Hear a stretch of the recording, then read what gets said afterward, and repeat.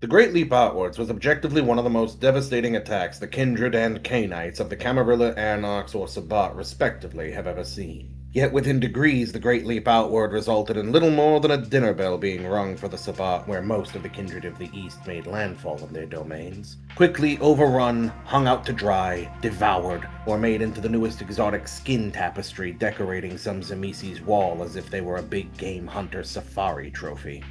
The war woos touching down on the Camarilla domains mostly met the same fate, being crushed or violently put down throughout Europe, parts of America, Canada, and even regions of Southeast Asia, where the two parties clashed. Ultimately, it was in the domains of Southeast Asia and the Anarch Free States which were hit the hardest, save for San Francisco, where capable Cathayan leadership, through ingenious use of their kind's skills and forces, were able to lock the city in a stalemate, with them in a position of dominance. Now, some might argue for the successes of the Cathayans in Asia, and yes, there is something to be said, yet I wouldn't give them too much credit. In Hong Kong, the Kindred had nearly all pulled out, leaving only a spattering lingering of them behind. And frankly, they were unable to clear out all of them by the end. Shanghai was a massive victory for them, yet the powers that be of the city were so heavily divided and splintered after nearly 90 years of one of the longest midnight sieges ever recorded. The most kudos I could give them was that they defeated their enemies, which were so battle-hardened. No small feat, but nothing I'd praise them over. Macau still stands as a Camarilla domain. Manila still stands as a Camarilla-dominated domain. Brunei still stands, and much of India still resists them between the domains of the Ravnos, interference of the Eastern Black Hand, Camarilla, and vague pockets of the Sabbat and the Ashira. A round of applause to the Blood Court for that attempted reach for success. Meanwhile, the Sabbat and the Camarilla have both taken dozens of your agents and war woos captive to study and interrogate. The Tremere have created an entire high-priority project to study and learn every one of your weaknesses. The Camarilla has launched an entire initiative to bottle you in and unite the Kindred against you with great success. And out of Europe, those of you who return are almost entirely Manchurian candidates for powerful and potent elders. Or a light snack, pick your poison. The greatest achievement of the Blood Court? Turning the full attention of the Kindred of Caine onto them, and turning the eye of the Camarilla war machine onto them, with the intent to reclaim what they have lost, and more. What did they really expect? Now yes, peace talks have been discussed, but even in San Francisco, where that supposed peace exists, the Camarilla is only using it so long as is beneficial to gather intelligence, and then launch a midnight siege to reclaim the city. And their initiative on the West Coast is, after all, still active, and it is hardly peaceful. For unlike the Cathayan, the Kindred are in a perpetual shadow war beneath the surface of mortal awareness, and they have mastered that playbook with a often far greater degree of subtlety. So what is the point of this video?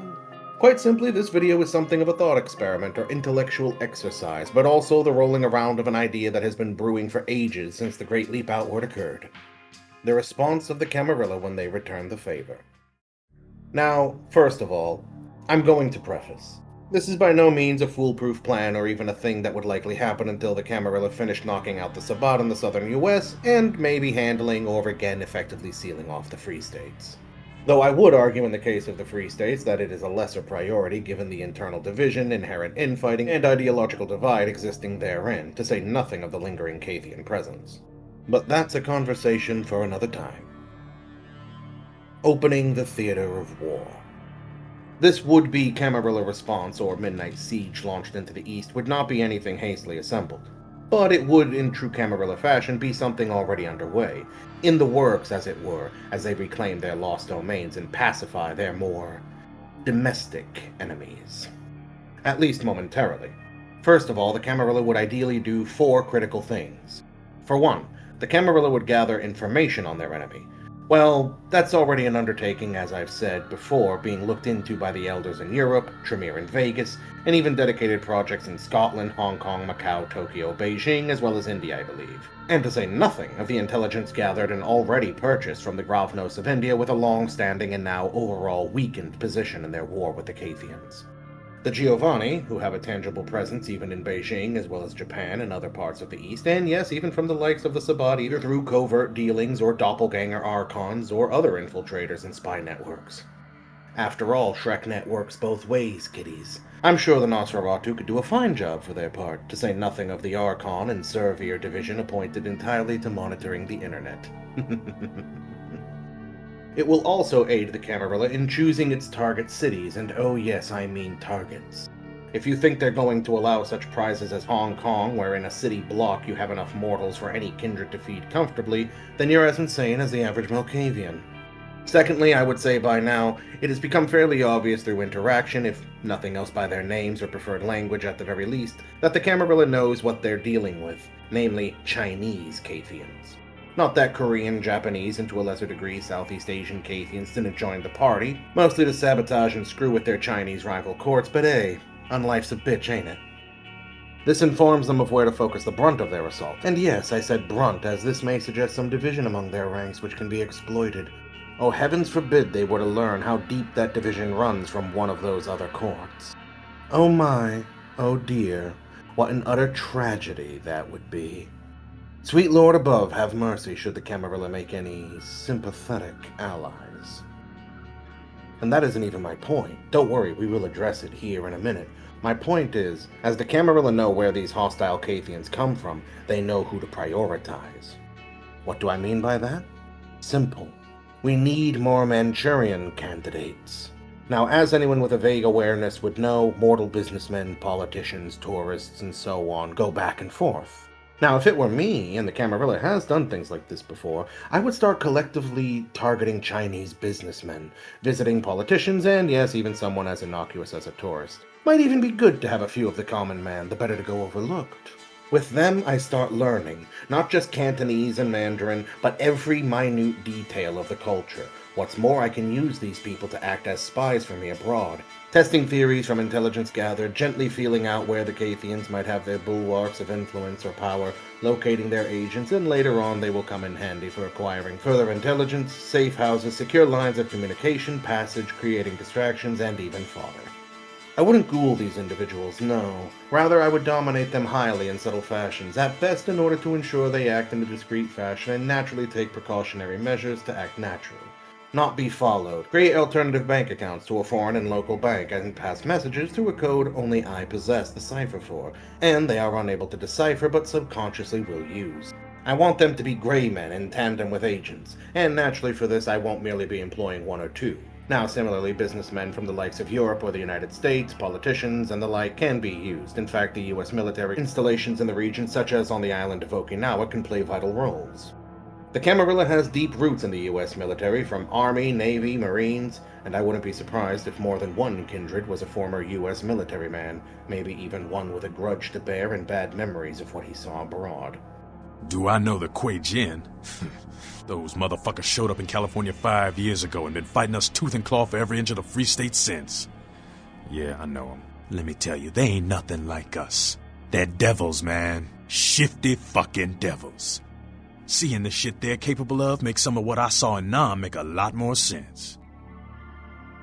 It certainly does happen. Pull on these subtle strings as well as a few lines from the three-letter agencies to employ shell companies, subtle intelligence gathering, safe houses, and surveillance, but play these careful. If anything, I imagine they would be more handy for later on. After all, every wise immortal watches points of entry, but it's a hell of a lot harder to do so when it's a foreign military installation, particularly when it's the Cathayans with such an aversion to involving themselves with the West. Third, the subtle war. This one is why the Camarilla works in patience, not expedience. The best results have the groundwork laid out. This is a somewhat difficult fiasco, though, and naturally will need to be carried out over years, even after the fact, sowing division and altering the course of the culture. This is where those agents and mortal pawns will again come in handy. Luckily, influence over the mortal world is where the Camarilla is undisputed in its supremacy. We are talking about the sect that crippled the Italian economy just for New York City, and broke the back of the peso compared to the euro, pound, or dollar in order to deprive the Sabbat of having a strong economy in Mexico to use against them.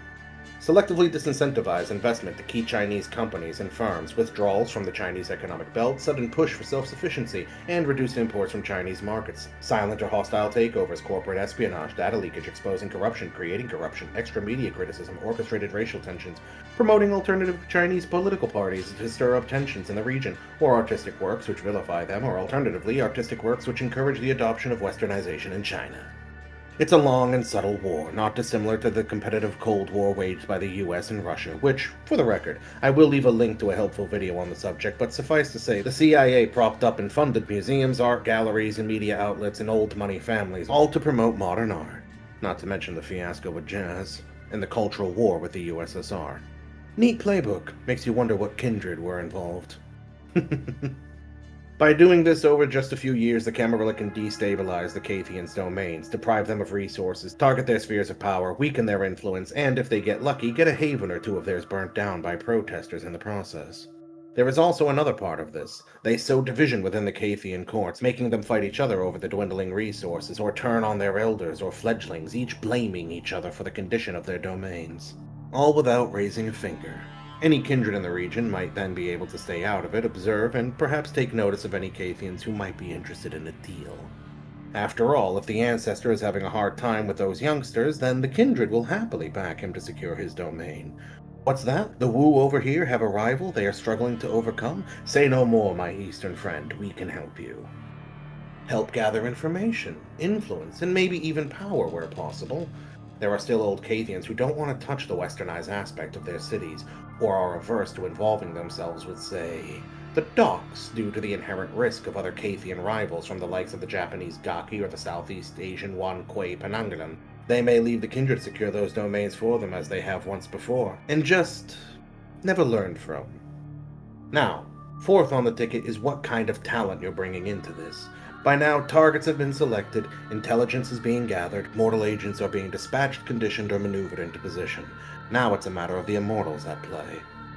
Ideally, the Camarilla might employ the likes of Karsh. Technically, given the Becca's Jihad diary suggests the events of the Bruja trilogy have been retconned, well, that certainly is possible. But I actually have another, perhaps just as terrifying figure in mind to oversee this operation. Federico di Padua. One of the deadliest and one of the original Archons of the Camarilla. After all, he was there to work his magic during the battle for New York, and though he typically operates out of the East Coast of the United States, if that gets wrapped up, he may just be available. But even if not, but especially if so, he may likely be joined by Lithric, though I'd see a better use for him in the Caribbean. His skills could be put to similar use as it was before, also in the battle for New York, in the East. But even with them aside, most assuredly, Alejandro Kleist would be a shoo-in given his familiarity and expertise with the waters, combating Cathayans, and likely his exceptional ability to aid in discreetly moving Camarilla forces to the east. Now, who else is out there at the Camarilla's disposal who would be a highly capable and likely agent? Well, if it isn't the devil you know, Karl Schrecht. One of the most terrifying Justicars the Camarilla has ever had, a long-time-standing Justicar for the clan Tremere, and even now stepped out of that role, still leads the E division of the Archons, who do have agents and networks in the East, among ties to the Tremere Chantries in Asia. What a lovely start! Hell, let's throw in Dawn Nakata while we're at it. Between her CIA connections, familiarity, and former service to a Justicar, her qualifications mount up nicely, paired with a motivation to, mayhaps, settle an old score from her time in internment camps. Quite the dream team. Now, I won't deny I'd happily assemble my own dream team, but I did try to stick to likely options given their ties to the region, expertise, qualifications, and modus operandi. I could easily see Vidal Jarbot in the mix. He even has a familiarity with the situation and dealing with the Cathayans, both diplomatically and combatively, to say nothing of his remarkable qualifications, but I digress. Leadership aside, you still need bodies on the ground. Well, for one, I think it goes without saying that you may want kindred who are themselves Chinese or minimally Asian, and there is a reason as to why, and no, it's not just to aid with blending in. You may well want some foreign talent. Hell, depending on the city, it's not a foreign idea to have a European or an American roaming the streets. And at the end of the day, you're going to need people. Certainly, the Camarilla is going to need capable fighters. Kindred familiar with fighting will be key. You may be able to draw on some kindred already in the region, or who were formerly in the region, such as those who left Hong Kong or any survivors from Shanghai, any kindred who do business in the East or formerly did. After all, we all know the children of Caine have been in the Far East since the ancient days of the Han Dynasty, if not earlier, in the case of some clans. If nothing else, then in the Victorian era there were kindred aplenty seeking their fortunes and domains in the colonies of the European powers. Certainly some may have fled or survived or have lingering childer, which we do know they made from both the Victorian Age Vampire book and Sunset Empires for Kindred of the East. These kindred would be high considerations, in particular elders who may be preemptively chosen to serve as princes, permission, or other official roles for taken cities, before it has even been taken, to ensure an immediate stabilization and establishment of Camarilla control of the new domain.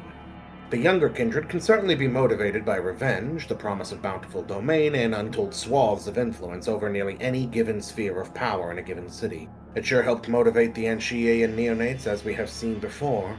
It is sure to motivate them again. Of course, there are many kindred who may not even be interested in any of this, and may merely want revenge or to settle a score. After all, the Cathayans hit everywhere as far as England to the United States, and you best believe there are at least a few dozen spiteful and angry pairs of fangs out for Cathayan blood that would love to return the favor. Give them the opportunity, then give them direction and let the blood rain. Worries of them getting out of hand can be quelled by the leadership, and tempers tempered by plain and simple kindred detachment.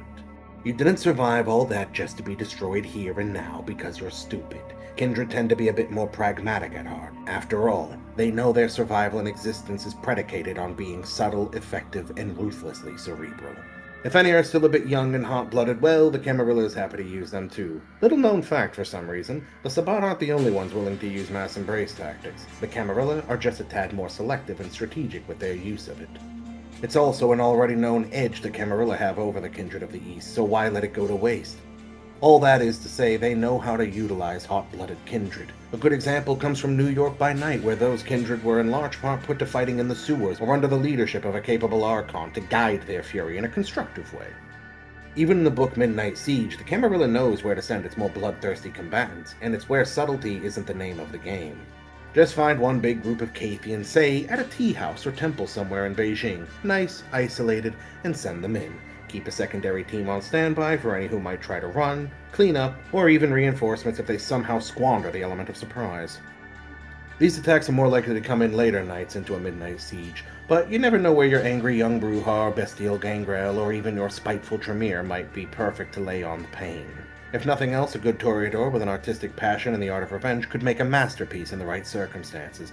And how dare those Cathayans cast a poor light on that Ventruse lion's good name? Fifth, unlikely allies.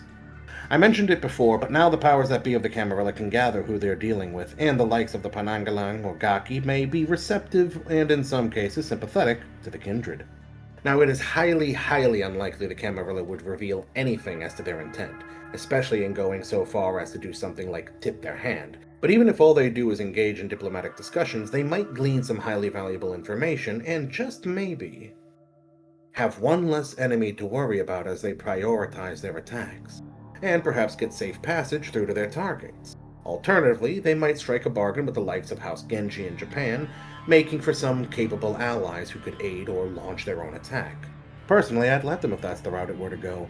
I'd just be late or unable, at the time, to lend much support to them in any domain I thought too important for them to secure. Alternatively, they might simply be more useful to learn of the divide existing between Gaki and Kuei-Jin, making for a good wedge to drive between them. Heaven forbid the Camarilla learn of the intricacies of Cathayan court, which they have partially done, and they then begin to pit the blood court and the bone court against each other, or the green court with the flesh court, sowing the seeds of distrust, paranoia, and hostility. After all, would it be that hard to make it look like they're making a company go under Caine from one or the other? Then, when the Quincunx is tearing itself apart, it's as simple as letting a Sabbat pack go back to its communal haven to find Theo Bell reclined in a chair with a shotgun across his lap and an angry glower on his face.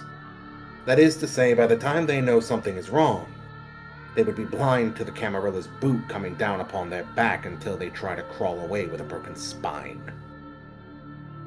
Individual plans might be laid out for a given city. The most likely targets that come to mind would be Hong Kong and by extension Kowloon, Shenzhen, and, to be fair, the entire Guangdong province. Shanghai, Weihai, and of course one can't ignore the likes of perhaps even Beijing. But by and large, if the Camarilla were to launch a proportional attack to what the Cathayans of the Great Leap Outwards launched, it would not be hard for them to make a concerted effort for Nanjing, which is to say, most of the coastal cities of China. However, if it were me in the planning, while sure, securing the Guangdong province, Shanghai, and maybe Qingdao would be key targets, and maybe striking at powerful leaders as far as the Blood Court elite in Beijing, all of which I'm sure the Camarilla would prioritize, The Camarilla is at the end of the day more akin to the Roman Empire. It does embrace change, but at a slower, methodical, patient rate, so to assimilate each new piece of ground or other would-be articles of change. Take the internet and its dedicated archons, for example. But also, while China makes a hell of a prize, given the impressive populations and its position on the world stage, there are more valuable prizes and simpler prizes than one might consider if they but look on the situation from a grander scale. If we are being brutally honest, while the Camarilla may well dedicate a substantial force to reclaiming, claiming, and securing the domains of China, they have other prizes and apples in their eyes. Singapore, once held by the Camarilla, now divided with lingering kindred, yet there playing at an ancient game of tug-of-war. Tokyo, where the Tremere again attempt to regain power, and with a degree of kindred both in the city and with their own broods and spheres of power. Jakarta, which was once dominated by the Camarilla before its fall, Saigon, yet another lost domain, Malacca in Malaysia, and it would simply be short-sighted and foolish to ignore the value of domains such as Okinawa, Taipei, Busan, or Seoul. If we are speaking of the Camarilla's response to the Great Leap Outward, well, these targets are more than possible and highly valuable. What's more terrifying is, there are already kindred established or with connections to these regions. And most terrifying of all for the Gaki of Japan, there is one teensy tiny itty bitty little detail that if the Camarilla were to find out, say, by gathering intelligence and sending out Manchurian candidates or scouts, could allow the kindred of the Ivory Tower to open the floodgate of Japan and strike out with a virtually unopposed force. That Nagasaki is abandoned by the native Cathayans, left untouched, deemed too tainted, and thus ripe for the picking for the spiritually dead if not entirely ignorant kindred of the Camarilla. Hiroshima doesn't fare much better. From those points, the Camarilla could not merely claim domain, but expand outwards like a brutal tide, mayhaps even employing the Giovanni and further specialists of the Tremere to turn the spiritual tide on the native Cathayans. With the Hong Kong and Singapore kindred paired with the intelligence of the political forces at play, both cities could be broken and forced to fall. Hong Kong even has a bridge to the Camarilla-held domain of Macau. Why play just the court of the Quincunx against each other, when you can strike out against them all? And O Lord above in heaven, forbid the Tremere should bring Oliver Thrace back into the fold. I hear he has a ritual that could slam the entire lot of the Cathayans back behind the gates of the Thousand Hells. Naturally, the clan would be wise to review its contents closely. Last thing we need is some unforeseen consequence like when the Nosferatu nearly nuked New York and Beijing. Oh yeah, if you didn't know, that almost happened. Whoops. Maybe we can go into that another time. Ultimately, the reason the Cathayans should, and some very much do, fear the Kindred is because of how rapidly the Kindred can garner influence and power. Before the Kindred even arrive, they have laid out a granite foundation. Even those who have not, the moment they are given a minute to start, and they aren't a waste of the blood, can pry the secrets out of a mortal's mind, heart, and soul, seize control of their mind and memories, toy with their hearts, create ghouls, or embrace a legion of childer to rival the Cathayan population in just a couple of nights.